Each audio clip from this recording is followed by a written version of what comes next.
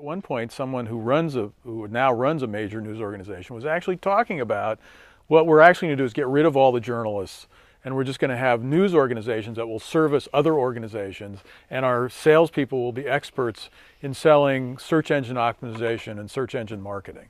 And so everybody's like panic. This is the panic moment where everybody's going like, oh my God, we have to grab onto something. Oh, it's clicks.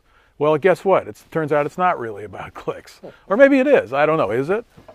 I went to a conference over the weekend where the reporter who works for the Orange County Alternative Press was saying that he's asked to do listicles, which are kind of clickbait, where you go down and you click different things. I hear that and I think of something else entirely.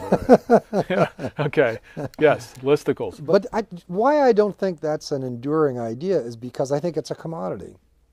And if the top 20 places to buy ice cream is a news story, then everybody will do their own top 20 list. But then why does Buzzfeed, which apparently is profitable, made $120 million in revenue last year, why is Buzzfeed continuing their listicles and hiring serious reporters to create a serious news organization? How is that? Well, maybe they're onto something. Well, but like, what do you think? I mean, does that fit together? I just don't know how commodity information in a world where you can get it from so many different places can be an enduring business advantage. Right. I think you have to specialize.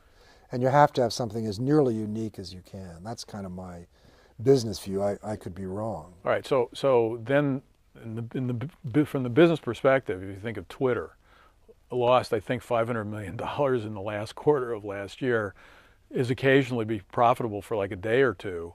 I mean, how do you imagine these things evolving? Well, the theory of those things was, in my mind, best articulated by Vinod Khosla. We were partners in a venture capital partnership, and a guy came in that had phenomenal traffic, and somebody around the table was saying, "Well, what's the profit plan? You know, how is this thing going to become a business?" And Vinod said, "If you give me enough traffic, I'll figure out some way to make it profitable." And I think that's kind of what's driving some of the internet acquisition prices. If you give me this fire hose of traffic and behavior, I will eventually figure out some way to do it. Right, but the Vinod conversation was how many years ago? Some years ago. Okay. But that comment was made in the era when Google wasn't profitable. Right. Right, so Google figured it out. And it was Right. about search and it was about advertising. Yeah. You know, Well, my friend John Doerr said that all internet success stories are based on finding a needle in a haystack. And if you make a list of the successful companies, a lot of them are like that. Not all of them. Twitter, for example, is not about finding a needle in a haystack.